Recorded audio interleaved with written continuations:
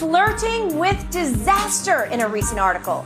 He talks about how Dak still struggles to pull out critical road games and is pressing himself into doing things he's never really done before, which, according to Bob, led to the interceptions that cost Dallas that last game. Shannon, what do you think is going on with Dak? Nothing. Dak is what I thought he was. I thought he was a Miller-pack quarterback, somewhere around 12 to 15.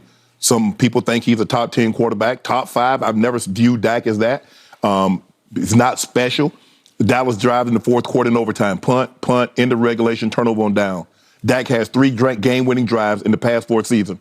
Kirk Cousins and Daniel Jones have 5 this season. Dak is not an upper echelon quarterback. And as soon as people realize that, they wouldn't be so upset. I mean, the only way you can get upset or get disappointed if there's expectations. You have an expectation because you think Dak is this. I don't believe that. Skip, if people thought Dak was what, why do they keep asking Jerry, is Dak living up to that contract? Not one time have you ever heard someone ask, is Patrick Mahomes living up to that contract? Okay. Has Tom Brady lived up to that contract? Okay, so what's your point? My point, that is the point. No, he's what he is. Okay, but he made $75 million just last year. 75 guaranteed into the bank million dollars. Skip, I cook breakfast. That doesn't make me a chef. Just because somebody makes a lot of money, you got to stop this line of thinking. Somebody is the highest paid at something, they're great at said thing. That's not true. Expectations rise with that number. They go through the roof. Doesn't mean you're going to meet them. Then, now see, when your expectations rise because you pay someone X amount of dollars, now you set yourself up because you've had expectations when they haven't shown you anything to meet those expectations. I can see if he had a deep playoff run. I can see if he had 4 or 5 comebacks in a given season. He's never had that.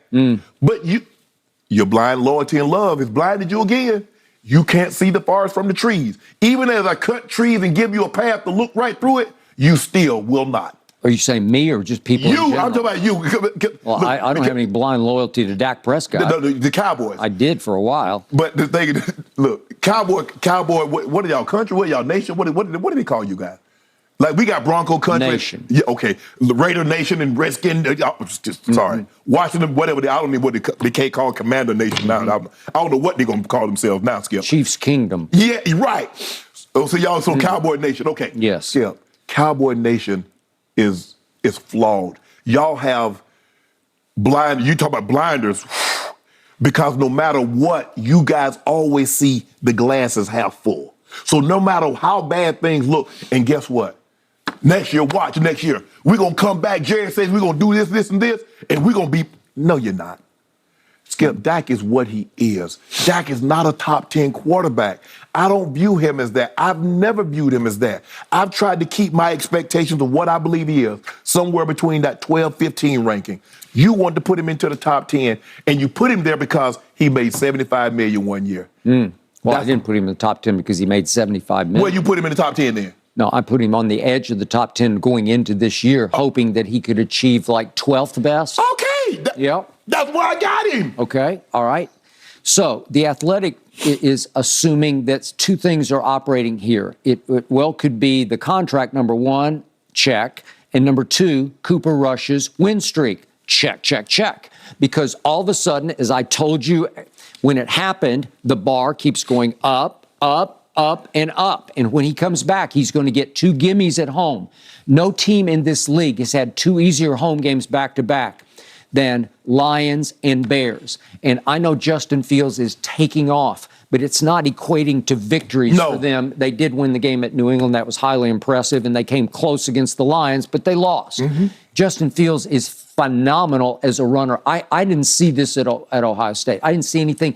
His acceleration for such a big human being, it's spectacular, but still, they're not very good on defense. So Dak got Lions, the worst defense, and Bears, probably a bottom 5 defense, and he looked pretty good. Not really all that good against the Lions because it was almost 13-10 Lions early in the fourth quarter, and they fumbled on the 1-yard line. But the point is that Cooper Rush showed you something, and he actually showed you something last year. Because remember, if I look back over the last 3 seasons, I say, show me the signature win that Dak had in a higher degree of difficulty game. Show me a big win for Dak Prescott. Well, I can only show you one. I can show you at New England last year, albeit against a rookie starting quarterback. Right. But it was against Belichick's defense at New England in kind of a showcase late afternoon game. And what happened in overtime? Dak hit CeeDee Lamb with a walk-off touchdown. It was, where's my thing here? He hit him for 35 yards. Yeah. So the walk-off TD, 3:52 left in overtime. His QBR in that game was 63, which is pretty good, but he threw for a bunch of yards because he's good at throwing for a lot of yards. He threw for 445 and 3 touchdowns with a pick in that game. Right. But the point was, he pulls his calf muscle on the last throw of the game. Right on schedule, because he's always got something a little bit wrong with him. It's this, it's that. He's starting to come across as a little bit brittle and fragile. So all of a sudden, he's lost, and they have to throw somebody named Cooper Rush into the fray, going up to Minneapolis for a Sunday night game. And what does Cooper Rush goes up there? He goes up there and beats the Vikings in their house with a late clutch touchdown pass to Amari Cooper, no longer a Cowboy. Right. Okay, so that got him to 5-1, but that got him to 6-1. And then you know what happened? Right on schedule, Dak comes back for the Denver game, and the bottom falls out. The tailspin starts, and I couldn't defend any of it because Dak just stunk and stunk and stunk and stunk down the stretch. Jerry just defended Dak on his radio show. He said the strength of what I look at our chance of winning a championship is Dak and his leadership at the position. Dak brings us a separator. Now, does that mean Dak's going to win every game and make every comeback in every key situation? No, but by the same token, if you're constructing the possibility of competing for a Super Bowl, I would start on this team right there with DAK.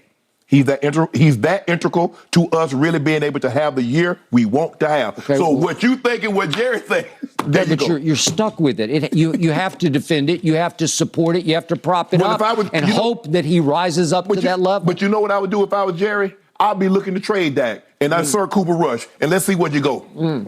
Okay. Well, Cooper Rush was really good. Okay, we'll see. Yeah. I bet you don't win a championship with Cooper Rush. Well, I didn't say he was a championship. Well, what the hell are you talking about then? I watched him for 5 games in a row play better than Dak has for the last 3 years. So 3 years. So remove that. It tore my guts out to watch it because that works. Can he win you a championship? I don't know, maybe. Trent Dilfer won you a championship. Skip, they don't play football like that anymore. Okay, well, I don't know. And you don't got the 2000 Ravens defense either. Maybe. Okay, well, if we kept coming, if we were on the roll that we've been on, if we could stop the run, maybe we would have that kind of defense. That defense gave up 62 yards a game rushing. Yep. They didn't reach 1,000 yards in 16 games. Team combined, they didn't rush for 1,000 yards. All right. Y'all don't have them. Where y'all Ray Lewis? Where y'all Rod Woodson? Micah Parsons. That's who it is. Okay. All right. Well, he better get some Defensive Player of the Year, some MVP to equal old Sugar Bear. He needs to. And Rod got a Defensive Player of the Year. So it's hard to win Defensive Player of the Year when you're stuck at linebacker for 3/4 of the game. They win the awards. LT won 3 of them.